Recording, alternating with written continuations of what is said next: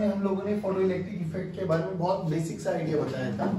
इसमें दो तीन चीजों को ध्यान रखना है आपको। सबसे पहले इट्स अ सरफेस फिनोमिना, ठीक है भाई, ये एक सरफेस फिनोमिना है। दूसरा, एक फोटोन एक इलेक्ट्रॉन के लिए कैपेबल होगा, या तो वो निकालेगा या नहीं निकालेगा, और कोई ऑप्शन नहीं होगा। ऐसे नहीं कि दो तीन इलेक्ट्रॉन फोटोन जाएंगे और एक इलेक्ट्रॉन को निकाल फेंकेंगे। कई लोगों के दिमाग में ये शंका जाती है। देखो आई टेल यू कैसे। मान लो ये मेरे पास एक मेटल सरफेस है, ठीक है बच्चों, इसका वर्क फंक्शन होगा। वर्क फंक्शन बोलो क्या होता है? Minimum amount of energy required to eject an electron from the surface of the metal. So हमने बोला मान लो इस वाले मेटल सरफेस के लिए वर्क फंक्शन है 2 इलेक्ट्रॉन वोल्ट, ठीक। ये इलेक्ट्रॉन है हमारे पास। अब हमने क्या बोला? This is 1-to-1 phenomena. 1-to-1 phenomena को समझ कि अगर मैंने इस पे 1 इलेक्ट्रॉन वोल्ट का एक फोटोन डाला, दिस इज ई इंसिडेंट, जो एनर्जी हम डाल रहे हैं, ये एनर्जी हमें चाहिए। पहली बात बताओ, क्या इलेक्ट्रॉन निकल पाएगा? नहीं। निकलने की कंडीशन बोलो कि E incident should be greater than और equal to work function, should be greater than और equal to, should be greater than और इक्वल टू वर्क फंक्शन। क्या बोला मैंने? दोबारा बोलियो। E incident should be greater than हाँ, वर्क फंक्शन क्या है? Minimum amount of energy required to eject an electron from the surface of metal. हमें चाहिए कितनी थी? 2। दे कितने रहे? 1। तो निकलेगा तो नहीं। बट कई बार दिमाग में बच्चों के ये ख्याल आ जाता है, सर एक गया, उसको एक एनर्जी मिली, पीछे पीछे एक और आ रहा है, एक और मिली, फटाक से निकल गया। नहीं, ऐसा नहीं होगा। तो दिस इज 1-to-1 फिनोमिना। एक फोटोन या तो निकालेगा या नहीं निकालेगा, और बीच में कोई ऐसा नहीं कि 2-3 फोटोन निकाल बन के एक इलेक्ट्रॉन को निकाल देंगे। बात समझ में आ गई? तो this is also 1-to-1 phenomena. पहले मतलब ये 1-to-1 फिनोमिना समझ में आ गया। सरफेस फिनोमिना ये समझ में आ गया। अब सुनो, तो जो एनर्जी हम दे रहे हैं उसको इंसिडेंट एनर्जी बोलते हैं, जो हमें चाहिए उसको वर्क फंक्शन बोलते हैं। सोचो मैंने यहाँ पर 4 इलेक्ट्रॉन वोल्ट या 5 इलेक्ट्रॉन वोल्ट की एनर्जी इंपार्ट करी, एक 5 इलेक्ट्रॉन वोल्ट का एक फोटोन छोड़ा, अब क्या होगा? निकलेगा नहीं निकलेगा? निकलेगा पक्का। कितनी चाहिए? 2। कितनी आ रही है? 5। तो बच्चे कितनी? 3। क्या मैं 3 को ऐसे लिख सकता हूँ? 3 this is equal to 5 minus 2। अरे बोलो भाई। ये जो 3 हुई this is kinetic energy of the electron, ये 5 हुई दिस इज इंसिडेंट एनर्जी, ये 2 हुई दिस इज वर्क फंक्शन। फिर तुम्हें ये बोला था कि सरफेस फिनोमिना सरफेस से ही निकलेंगे, इसकी भी कोई गारंटी नहीं। फर्स्ट लेयर सेकंड लेयर से भी निकल जाते हैं, तो इसमें कहीं ना कहीं कोलिजन भी ऐड ऑन हो जाता है। क्या ऐड ऑन हो जाता है? वो कैसे, मैं बता देता हूँ। मान लो कि इसके पीछे वाला एक और इलेक्ट्रॉन है जो सरफेस पे नहीं है, हमने इसको 5 इलेक्ट्रॉन वोल्ट दी, इसने ली, बट इसको 5 में से 1 का यूज करके ये सरफेस पे आया, तो बचे कितनी? 4। बचे कितनी? 4 में से कितने का यूज करेगा? 2। बचे कितनी? 2। नहीं ऐसा समझ। तो जो वो 1 का लॉस हुआ वो कहां पर हुआ? कोलिजन। कहां पर हुआ? कोलिजन। तो एग्जैक्टली इक्वेशन आप ये याद करो, kinetic energy is nothing but E incident minus 5 plus delta E due to collision. Delta E due to collision. हाँ, for surface phenomena, for surface phenomena, जल्दी बोलो, ई कोलिजन क्या हो जाएगा? 0। सारे बोलो बच्चों, 0। Very good, this is 0। Follow इतना समझ में आया? अब ये इक्वेशन देखो, kinetic energy this is equal to E incident minus work function. अच्छा, इंसिडेंट एनर्जी को कैसे लिखते हैं हम? लिखने का तरीका यही होता है, h into fi, h nu, Planck की एनर्जी का फॉर्मूला क्या होता है? h into nu. या तो न्यू लिख लो या f लिख लो, f stands for frequency. should be greater than or equals to hf naught. hh will cancel out. इसको बोलते हैं हम इंसिडेंट फ्रीक्वेंसी। क्या बोलते हैं? Incident frequency. इसको बोलते हैं थ्रेशोल्ड फ्रीक्वेंसी। क्या बोलते हैं? Threshold frequency. अब ये लिमिटेशन आ गई, यहाँ पे लिमिट आ गई इसकी कि ये थ्रेशोल्ड फ्रीक्वेंसी है भाई, मिनिमम से मिनिमम एनर्जी कि कम से कम इतनी तो दो, इसके ऊपर कितनी भी दो तो भी इलेक्ट्रॉन्स निकलने वाला है। जैसे फॉर एग्जांपल VIBGYOR, मान लो मेरे लिए किसी भी मेटल सरफेस के लिए, इस मेटल सरफेस के लिए येलो कलर थ्रेशोल्ड है, येलो कलर थ्रेशोल्ड है, इसका मतलब बताओ, फ्रीक्वेंसी की बात कर रहा हूं कि येलो की फ्रीक्वेंसी जितनी है कम से कम उतनी तो चाहिए ही चाहिए। तो येलो के बाद किस किस फ्रीक्वेंसी पे निकल सकता है? हमें पता है जैसे जैसे हम इधर जाएंगे तो फ्रीक्वेंसी बढ़ती है। तो येलो पे निकल सकता है तो ग्रीन पे भी निकलेगा, ब्लू पे भी निकलेगा, इंडिगो पे भी निकलेगा। और पहले ये बताओ, समझ में आया? थ्रेशोल्ड फ्रीक्वेंसी का मतलब बता। जब येलो है, अरे वाह, मिनिमम से मिनिमम कितनी फ्रीक्वेंसी चाहिए कि वो इजेक्शन हो सके। इधर देखो, इसको HC बाई लैम्डा आई भी लिख सकते हैं, फ्रीक्वेंसी को C बाई लैम्डा भी लिखते हैं, greater than HC by lambda note.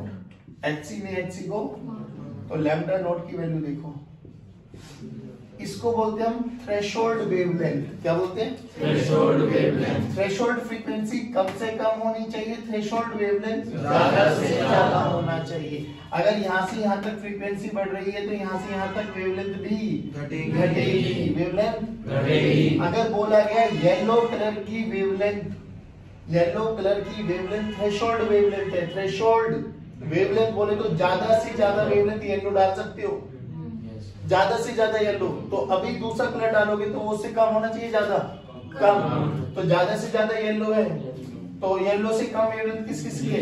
Green, blue, indigo, violet. नहीं आया? इनकी फ्रीक्वेंसी ज्यादा है तो इनकी वेवलेंथ कम होगी। पहले बताओ, ये समझ में आया?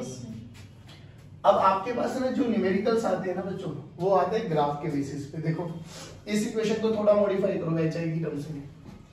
Kinetic energy this is equals to E incident minus work function. पीछे पीछे बोलोगे तो कोई हार्म नहीं है बेटा तुम्हारा। काइनेटिक एनर्जी तो K लिखा रहने दो, HFI माइनस HF नॉट, ठीक है?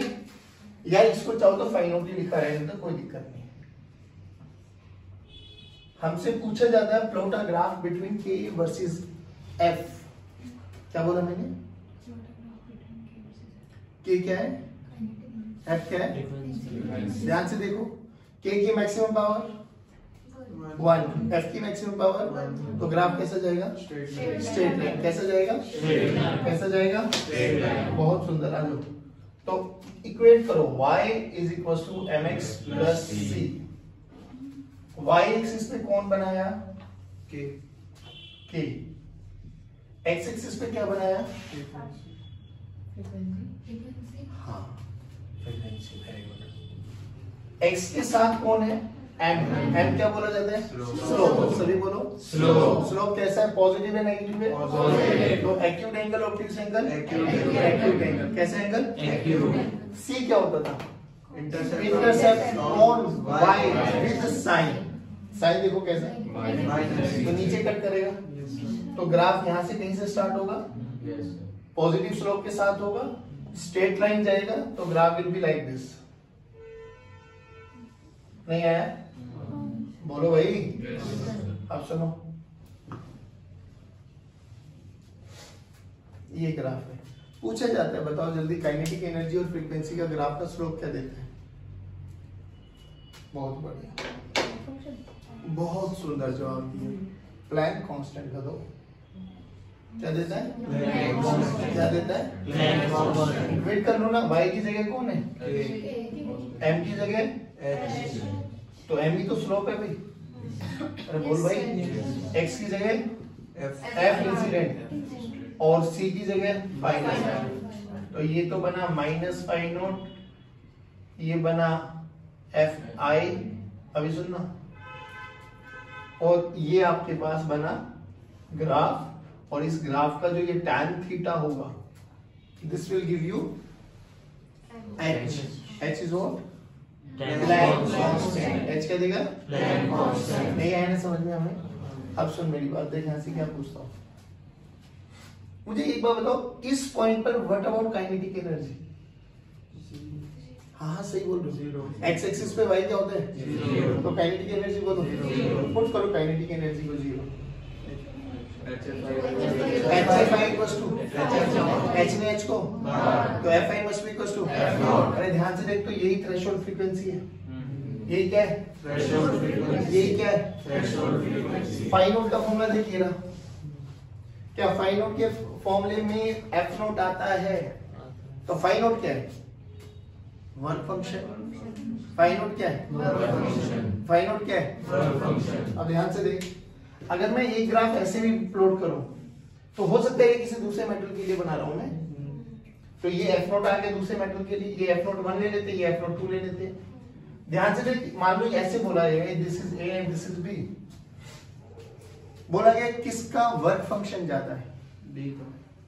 जिसकी थ्रेशोल्ड फ्रीक्वेंसी ज्यादा उसका वर्क फंक्शन ज्यादा। नहीं आया समझ में? अरे दोनों के लिए एस तो कॉमन रहेगा ना, तो सबसे वेरिएशन किसका है? F note. और एक्स एक्सिस में इधर जाएंगे तो एफ बढ़ेगा घटेगा? अरे ये तो पढ़ना आता है ना, इधर बढ़ता है एक्स, इधर बढ़ता है वाई। नहीं आया समझ में? वाई पे एक्स 0 होगा, एक्स पे ये तो समझ में आया ना। तो ये ग्राफ जहां भी इंटरसेप्ट करेगा, जहां पर भी एक्स एक्सिस को कट करेगा, वो क्या देगा? Threshold frequency. क्या देगा? Threshold frequency. और थ्रेशोल्ड फ्रीक्वेंसी पता लग गया तो वर्क फंक्शन भी पता लग जाएगा। तो ए और बी में किसका वर्क फंक्शन ज्यादा है? बी का। अरे सब बच्चे बोलो बी का। ए और बी का स्लोप क्या देगा? क्या देगा? अब ऐसे बहुत क्वेश्चंस आएंगे, बहुत क्वेश्चन। देखो कैसे भाई, ये आपको K1 दे देगा और K1 पे F1 दे देगा, हाँ। ये आपको K2 दे देगा और K2 पे F2 दे देगा, जो कि ग्राफ एक स्ट्रेट लाइन है बच्चों। तो ये भी चीज हमें समझ में आनी चाहिए कि स्ट्रेट लाइन का ग्राफ का स्लोप हमेशा क्या रहता है? कांस्टेंट। किन्हीं भी दो पॉइंट्स के बीच में जाके आप स्लोप निकालो। स्लोप निकालने का फॉर्मूला बोल, tan theta this is equals to dy by dx is equals to y2 minus y1 by y2 minus y1 by x1। ध्यान से देखो, इसके कोऑर्डिनेट्स आपको पता है, इसके कोऑर्डिनेट्स आपको पता है। पता है नहीं पता है? नहीं आया? इसके भी कोऑर्डिनेट्स आपको पता है बच्चों।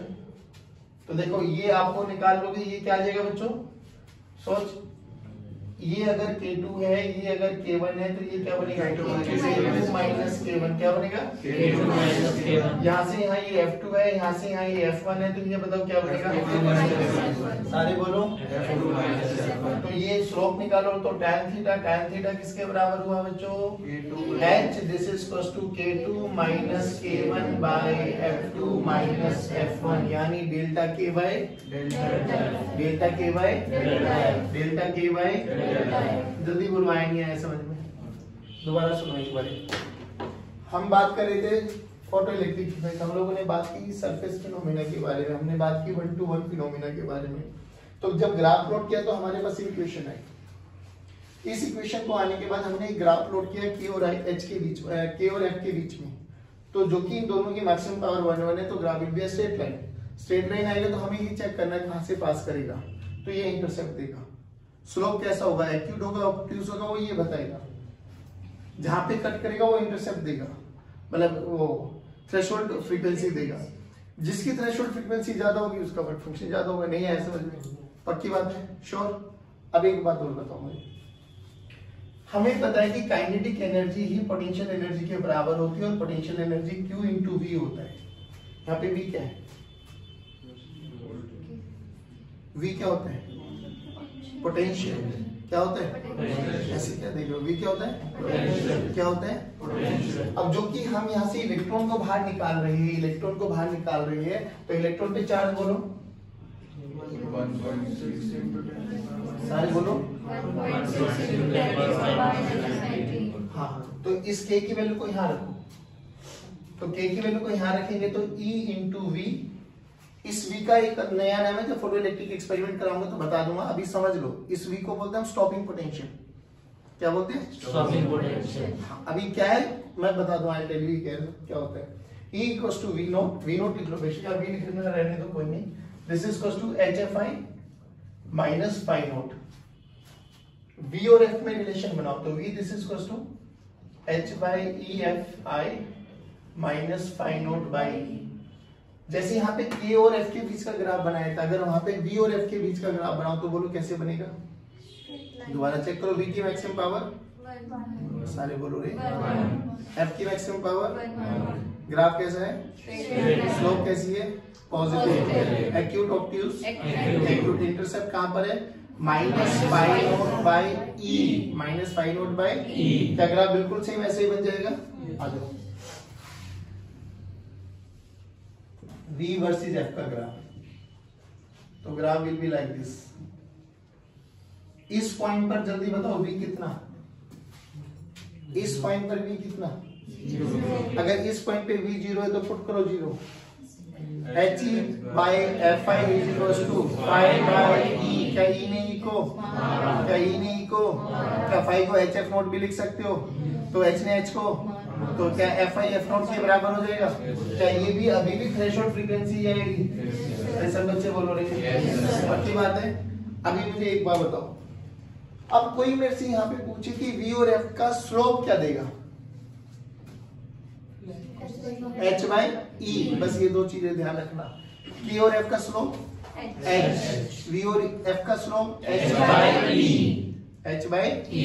बस आ जाओ, फिर यहाँ दोबारा वही करते हैं कि भाई मान लो ये V1 पर फ्रीक्वेंसी F1 है, V2 पर फ्रीक्वेंसी F2 है, ठीक है ना बच्चों?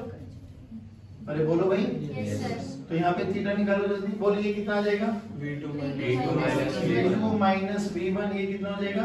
F2 minus F1। क्या मैं यहाँ पे लिख सकता हूँ tan theta this is equals to H by E this is equals to delta V by, तो H निकालना है तो क्या लिखूं? E delta V by delta F। नहीं आया बच्चों? पक्का? ये दो चीजें समझ में आओ, जल्दी बताओ आया नहीं आया? डन है? पक्का? इसको करो। अब फोटो इलेक्ट्रिक इफेक्ट का एक्सपेरिमेंट सुन लो। बेसिकली ये कैथोड ट्यूब है, अंदर से वैक्यूम है। वैक्यूम इसलिए कि जब इलेक्ट्रॉन्स निकलेंगे तो उनका एयर पार्टिकल के साथ कोई कोलिजन ना हो। इसका वर्क फंक्शन अभी मान के चल लेते हैं फाई नॉट। ये इंसिडेंट एनर्जी है EI, यानी हम इसको लिख सकते हैं HFI। और अगर यहाँ से इलेक्ट्रॉन्स को निकालना है, अगर यहाँ से इलेक्ट्रॉन्स को तो बोलो, मैं कंडीशन बोल सकता हूँ कि FI should be greater than और इक्वल्स टू फाई नॉट, या HFI। अरे बोल भाई, होना चाहिए ना, तभी निकलेगी। अच्छा अब सुनो मेरी बात, देखो बच्चों सिंपल सा फंडा ये है कि जब यहाँ से इलेक्ट्रॉन्स निकलेंगे तो हमने बोला कि इलेक्ट्रॉन्स निकलेंगे, एक फोटोन एक इलेक्ट्रॉन निकाल सकते हैं। कितने नंबर ऑफ फोटोन्स आ रहे हैं वो डिपेंड करेगा इंटेंसिटी कितनी है। किस पे? तो intensity is directly proportional to number of photons. ध्यान रखना है intensity is directly proportional to. मैंने इंटेंसिटी I डाली, मान लो I इंटेंसिटी डालने से इलेक्ट्रॉन्स निकले 10, जो कि निकलेंगे क्योंकि कंडीशन वो है कि FI should be greater then F not, तो निकलेंगे तो पक्का। I इंटेंसिटी डालने से इलेक्ट्रॉन्स निकले 10, तो 2I डालने से कितने निकलेंगे? 20। जाहिर बात है, जितनी ज्यादा इंटेंसिटी बढ़ाते चले जाओगे उतनी नंबर ऑफ इलेक्ट्रॉन्स बढ़ते चले जाएंगे, उतने ही नंबर ऑफ फोटॉन्स बढ़ेंगे, उतनी ही नंबर ऑफ इलेक्ट्रॉन्स निकलने की संभावना ज्यादा होती चली जाएगी। अब सुनो एक चीज, हमने बोला था कि जो मैक्सिमम काइनेटिक एनर्जी होती है ना, थोड़ा listen to me very carefully. मान लो एक मेटल है, हाँ, एक इलेक्ट्रॉन इसके सरफेस पर है, एक थोड़ा सा पीछे है और एक थोड़ा सा पीछे है, फर्स्ट लेयर सेकंड लेयर। इसका वर्क फंक्शन बोलो कुछ भी, 2 इलेक्ट्रॉन वोल्ट, ठीक। एनर्जी दी हमने 6 इलेक्ट्रॉन वोल्ट। पहले बताओ निकलेंगे या नहीं निकलेंगे? क्योंकि इंसिडेंट एनर्जी वर्क फंक्शन से ज्यादा है। तो इस A पर, इस B पर और इस C पर हम चर्चा कर रहे हैं अभी। A पर कितनी है? सभी बच्चे रिपीट करेंगे। 6 चाहिए, कितनी थी? 2 मिली की बची कितनी? 4। तो काइनेटिक एनर्जी ऑफ A कितनी है? 4 इलेक्ट्रॉन वोल्ट। अरे बोल भाई। B को भी कितनी मिली? 6। B को A तक जाने के लिए मान लो एक एनर्जी का खर्च हो गया, कितनी का? 1। तो बची कितनी? 5। 5 में से कितने का यूज करेगा? 2। कितने बची? 3। तो kinetic energy of B is 3 electron volt. नहीं आया? अरे बोलो भाई। अब C को कितनी मिली? 6। C को A तक जाने के लिए मान लो 4 का यूज कर लिया, कितने का यूज कर लिया? 4। बची कितनी? 2 का यूज करके कहाँ निकलेगा? बाहर। तो अब कितनी बची? 0। तो काइनेटिक एनर्जी बोलो 0। मैं यहां से क्या चीज समझाने की कोशिश कर रहा हूं, 3 इलेक्ट्रॉन्स पर 3 फोटॉन्स आए सेम एनर्जी के, क्या तीनों की काइनेटिक एनर्जी सेम? क्या तो काइनेटिक एनर्जी वेरी कर सकती है, कहां से कहां? जीरो से लेके इसको बोलते हैं मैक्सिमम, कि जो सरफेस पे इलेक्ट्रॉन होगा ना सर, उसकी एनर्जी सबसे मैक्सिमम होगी, क्योंकि उसका डेल्टा ई इक्विलिब्रियम क्या होगा, जीरो। बाकी सबका डेल्टा ई इक्विलिब्रियम कुछ ना कुछ होगा। नहीं आया समझ में? तो जो काइनेटिक एनर्जी है, क्या मैं ये लिख दूं कि काइनेटिक एनर्जी जीरो से के मैक्स तक हो सकती है? अरे हाँ या ना? और क्या ये मैक्सिमम काइनेटिक एनर्जी सरफेस वाले इलेक्ट्रॉन के पास होगी बच्चों? सभी बच्चे रिपीट करें, पक्की बात है। आगे जाओ देखो, जब यहां से हुआ ये पोटेंशियल है, चेंज करेंगे इससे रियोस्टेट का यूज करके, और इसकी पोलैरिटी भी रिवर्स कर देंगे हम जब हमें चाहिए होगा। इनिशियली ये मान के चलो कि इसके पास एनोड पोटेंशियल नहीं है, यानी एनोड पोटेंशियल अभी जीरो लेवल पर है, यानी मैंने कोई भी पोटेंशियल डिफरेंस अप्लाई नहीं किया। ध्यान रखना बाबा इसका।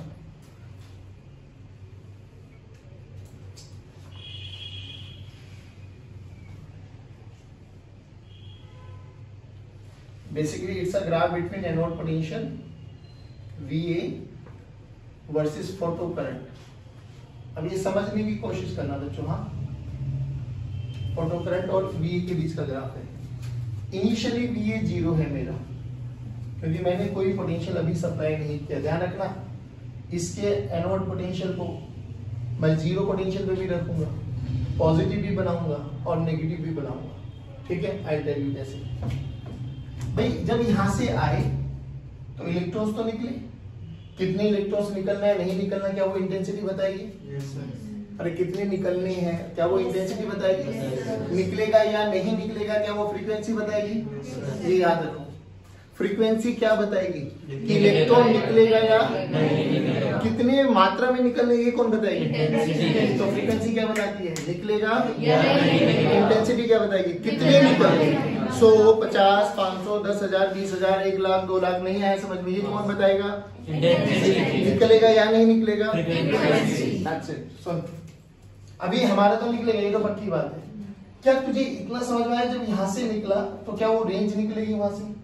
भाई बहुत सारे इलेक्ट्रॉन्स ऐसे होंगे जिनके पास काइनेटिक एनर्जी जीरो होगी, बहुत सारे इलेक्ट्रॉन्स ऐसे होंगे जिनके पास मैक्सिमम काइनेटिक एनर्जी होगी।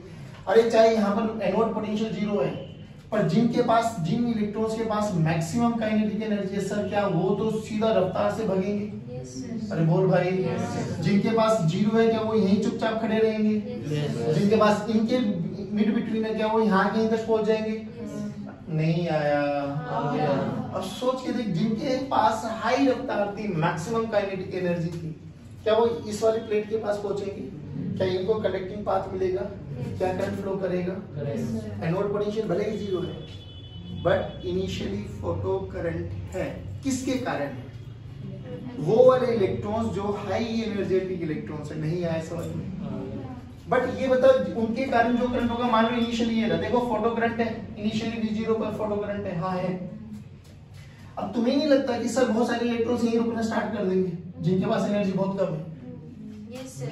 जिनके पास बहुत कम है तो यहाँ पर एक स्पेस चार्ज, एक क्लाउड, इलेक्ट्रॉन का क्लाउड बनना स्टार्ट हो जाएगा, जिसमें रिपल्शन होना स्टार्ट हो जाएगी, फिर वो इलेक्ट्रॉन्स आगे नहीं जा पाएंगे। Now what to do sir? उसको इलेक्ट्रॉन्स के इस क्लाउड को खत्म करने के लिए इसको पॉजिटिवली चार्ज कर दो ना।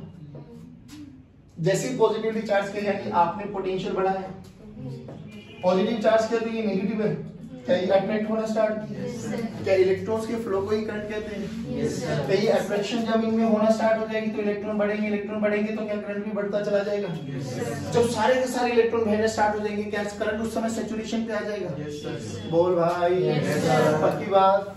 तो धीरे धीरे करंट बढ़ा और ये एक सैचुरेशन लेवल पे आ गया।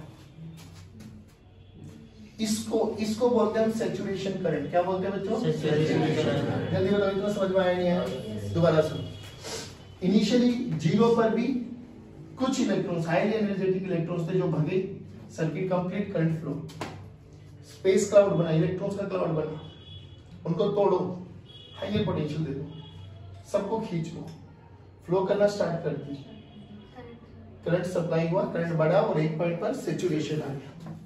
अब जैसे इसको नेगेटिव कर दूंगा, इलेक्ट्रॉन पे भी नेगेटिव चार्ज है, क्या वो अगेंस्ट द इलेक्ट्रिक फील्ड भागने की कोशिश करेंगे? वो जाते हैं against the electric field, but जब अब ये नेगेटिव हो जाएगा, ये पॉजिटिव, तो इलेक्ट्रिक फील्ड का सेटअप इधर हो जाएगा, इलेक्ट्रॉन्स भी इधर जा रहे हैं, क्या वो जा पाएंगे? इलेक्ट्रॉन की तो टेंडेंसी होती है opposite to the direction of, तो क्या ये रुकना स्टार्ट हो जाएंगे? सबसे पहले कौन रुकेगा? जिसकी एनर्जी बहुत ज्यादा है या बहुत कम है? और सबसे देर में कौन रुकेगा? क्या एनर्जी के लिए Q इंटू V देना पड़ेगा? अरे बोल भाई, अरे बोलो भाई। तो क्या जैसे जैसे इलेक्ट्रॉन्स रुकना स्टार्ट हो जाएंगे, photo electric current, photo current के बारे में बताओ, बढ़ेगा या घटेगा? बढ़ेगा या घटेगा? क्या मैं पोटेंशियल एनोड नेगेटिव कर रहा हूँ? इसको नेगेटिव कर रहे हो, हाँ ना बोलो। तभी इलेक्ट्रॉन इलेक्ट्रॉन में रिपल्शन होगी तो रुकेंगे। अरे बोल भाई। रुकते रुकते एक पॉइंट ऐसा आ जाएगा जहां पर फोटो करंट क्या हो जाएगा? जीरो। जिस पोटेंशियल पे फोटो करंट जीरो हो जाता है उस पोटेंशियल का नाम है स्टॉपिंग पोटेंशियल। क्या नाम है? Stopping potential. सारे बोलो, स्टॉपिंग पोटेंशियल। ये रहा V नॉट। ग्राफ आया समझ में? इनिशियली फोटो करंट है बट वो ज्यादा नहीं, हाईली एनर्जेटिक चार्जेस के कारण है। फिर धीरे धीरे पॉजिटिव किया, इलेक्ट्रॉन्स दौड़े, सैचुरेशन लेवल आया, फिर नेगेटिव किया, इलेक्ट्रॉन्स रुकना स्टार्ट हुए, स्टॉपिंग पोटेंशियल आया। ग्राफ समझ में आया? अब यहाँ पे खेल आता है बेटा, दो ग्राफ बनते हैं, इंटेंसिटी कांस्टेंट फ्रीक्वेंसी को वेरी कर देंगे, फ्रीक्वेंसी कांस्टेंट इंटेंसिटी को वेरी कर देंगे। नाउ फ्रीक्वेंसी और इंटेंसिटी में बेसिक डिफरेंस बताओ। फ्रीक्वेंसी बताएगा कि निकलेंगे, इंटेंसिटी बताएगी।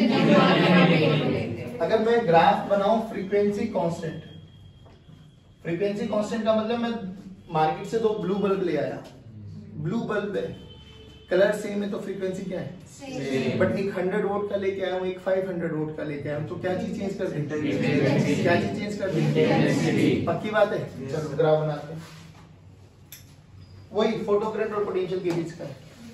फ्रीक्वेंसी सेम, इंटेंसिटी अलग अलग, एक 500 वोल्ट की है और एक 500। तो 100 वोल्ट वाला ऐसा मान लीजिए 100 इलेक्ट्रॉन्स को निकाल पा रहा है, तो 500 वाला 500, जाहिर बात है 500 वाला निकाला है तो उसके पास एनर्जेटिक इलेक्ट्रॉन्स भी ज्यादा होंगे। अरे आए ना बोलो। तो जब पोटेंशियल जीरो होगा तो एक करंट होगा 500 वाले के पास और एक करंट होगा 100 नहीं आया। बट दोनों के पास क्या खासियत है? फ्रीक्वेंसी सेम है। फ्रीक्वेंसी सेम का मतलब समझे कि दोनों की मैक्सिमम काइनेटिक एनर्जी क्या रहेगी? सेम। क्या रहेगी? देखना इसी पे देख लो, मान लो यहाँ पर एक पे मारा हम लोगों ने 100 वोल्ट से ब्लू कलर, एक पे मारा हमने 500 वोल्ट वाला ब्लू कलर। अरे ब्लू कलर का मतलब फ्रीक्वेंसी सेम, H कांस्टेंट, तो E इंसिडेंट एनर्जी तो दोनों के लिए सेम है भाई। नहीं आया? तो दोनों की मैक्सिमम काइनेटिक एनर्जी क्या है? सेम। बट क्या वेरिएशन आ गया? फोटॉन्स का।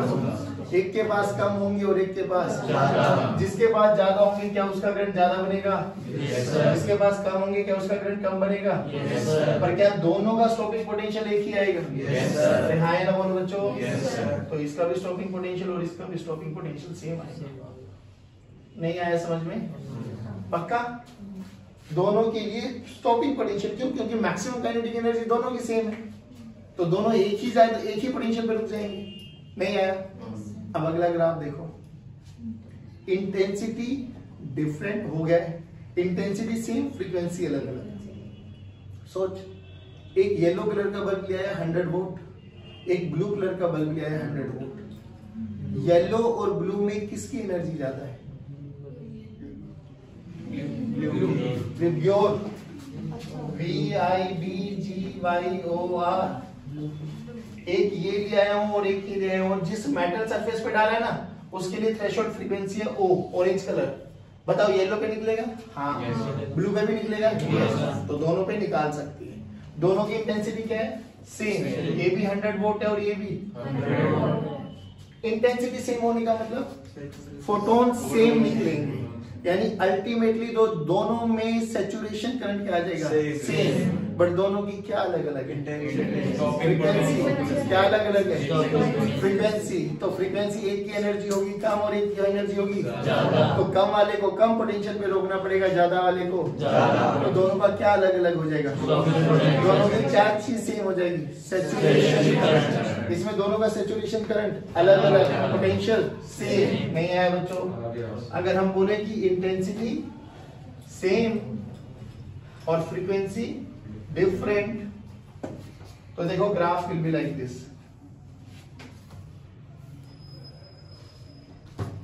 नहीं आया? बोलो भाई, पक्की बात है। दोनों का सैचुरेशन करंट क्या आएगा? सेम, और स्टॉपिंग पोटेंशियल अलग अलग। This is for yellow colour and this is for blue. जल्दी बताओ, समझ में आएगा? अब ऐसे अनंत क्वेश्चंस आते हैं कि ऐसे ग्राफ बना देंगे आपके।